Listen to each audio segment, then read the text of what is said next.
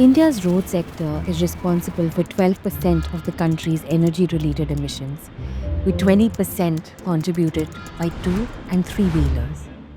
The last mile delivery market is projected to grow by $165.6 billion between 2022 to 2027. India is on an ambitious path to decarbonize its road transport sector and move to electric mobility systems with a focus on public transport and commercial vehicles. However, it is unclear how women are benefiting from this transition, as they constituted 12% of all driving licenses in 2019 and only 4 to 7% of delivery drivers in 2021. A gender equitable transition to electric two wheelers can enable women's mobility and employment while transitioning to low carbon transport pathways. Concerted action will be required by national, state, and local governments along with industry and civil society organizations. The path forward, central government. Niti Aayog could collaborate with key ministries to conduct a baseline research on the gendered ownership and use of electric two-wheelers across India, understand regional differences, and formulate a pathway for action. The Ministry of Heavy Industries can create a multi-stakeholder working group to develop a roadmap for increasing women's employment in the EV and the EVSE value chain. The Ministry of Power can create a gender-sensitive checklist to assess and approve charging points. CPOs can use it to self-certify their charging points when obtaining approval for electricity connections. State nodal and allied agencies can use the checklist to review and grant approval of charging points. The Urban Catalyst developed such a framework which was used to audit 45 charging points each in Delhi and in Chennai. The audits revealed that 46% and 64% of the charging points in Chennai and Delhi were operational, respectively. This translates to one charging point for every 103 EVs in Delhi and one charging point for every 455 EVs in Chennai, compared to 6 to 20 EVs for one public charger globally. The Ministry of Road Transport and Highways can update Form 20 to collect gender disaggregated data at the time of registration of all vehicles, including EVs. This will assist in monitoring vehicle asset ownership among women. The city of Stockholm in Sweden has been doing this since 2010. The path forward, state governments. State governments must review and revise their EV policies to develop gender-responsive visions, goals, and set targets for adoption of electric two-wheelers among women. An additional purchase subsidy can be provided to women for electric two-wheelers to bring cost parity in the total cost of ownership. The total cost of ownership, or TCO, for electric two-wheelers is 29% to 71% higher for women as compared to men in Delhi and Chennai, largely due to difference in vehicle utilization. Men travel 1.3 to 1.7 times more than their female counterparts, depending on whether the use is for commercial or personal purposes. An additional purchase subsidy for women in Delhi and Tamil Nadu, with a focus on Chennai, reduces the TCO by 15% to 39%. This, along with institutional support in driving training and licensing processes, financing, and charging infrastructure, could result in higher use of electric two-wheelers among women. In fact, the government of Tamil Nadu has provided a 50% subsidy in the price of two-wheelers since 2018.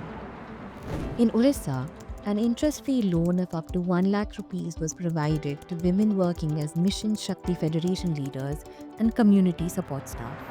EV policies then provide a skilling to employment subsidy to encourage private skilling institutes to forge partnerships with OEMs and other stakeholders to offer learning to earning courses and attract women to these roles.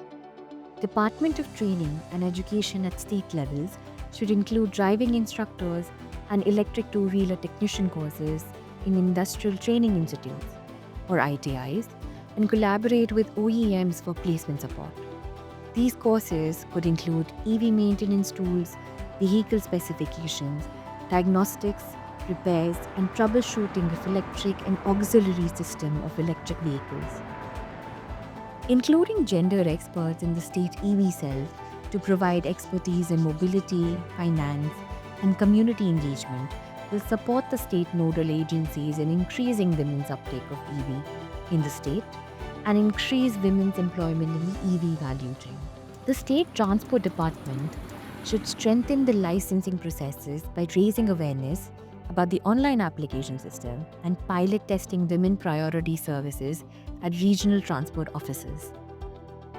The path forward: industry and civil society organizations. Institutional support is required to increase women's participation in last mile delivery and other services. Gender responsive mobilization strategies are required to reduce dropout rates. Platform companies and EV aggregators could have female mobilizers for outreach, communication, and serve as a point of contact for women and their household members. Women commercial workers can be celebrated as sheroes and community champions. Male commercial workers could be encouraged to refer their female relatives, friends, and family members. New participants can be twinned with experienced women workers in the initial period. A network could be created with regular community meetings between sheroes, women, and their household members to share experiences. This will enable peer learning and create role models who exemplify success. Organizations such as Azal Foundation, Even Cargo, Movo, and Atmanirbhar are filling the gap of providing ICE and electric two-wheeler driving training to women along with soft skills, self-defense, and digital literacy, and repair and maintenance of electric two-wheelers. This training could also include information on various models of electric two-wheelers and financing options to own their own EV asset. OEMs should provide targeted information to female users on electric two-wheelers and their functionalities such as weight, the ease of parking, storage capacity, and how their digital tools ease the process of navigation in plains, driving on hilly terrains, and slopes. OEMs can collaborate with women-oriented organizations to raise awareness about electric two-wheelers. Business correspondents at electric two-wheeler showrooms can offer information on credit, financial products, loan and lease schemes, required documentation, and repayment terms. Bank could deploy female representatives to address the specific financial needs of women buyers. Financial institutions can develop women-oriented loan products by revising eligibility criteria for applicants with low CIBIL scores, such as accepting employment letters, phone payments, and using electric two-wheelers as collateral. The commercial loan can be de-risked by bridging the interest gap and lending to organizations such as self-help groups or cooperatives. OEMs should improve post-sale support through myriad ways, such as offer pickup services for electric two-wheelers on the road at a nominal fee during the initial months of ownership. OEMs can create an IVR system to assist users during vehicle breakdowns, offering guidance on resolving common issues. Finally, an SOS button and back-end system can be integrated on the electric two-wheeler to enhance user safety. The Government of India aims to transition 30% of vehicles to electric vehicles by 2030. It has introduced national schemes, purchased subsidies, reformed regulations, and reduced goods and services taxes. Simultaneously, all stakeholders in the electric vehicle ecosystem need to work collaboratively to make this transition, especially to electric two-wheelers, gender equitable.